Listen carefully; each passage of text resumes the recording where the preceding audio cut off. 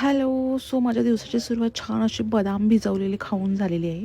मी रोज रात्री प्रेग्नन्सी जशी चालू आहे तशी रोज रात्रीचे मी बदाम 3-4 बदाम भिजत घालते आणि ते सकाळचे उठले की छान असे साल वगैरे काढून खाऊन घेते.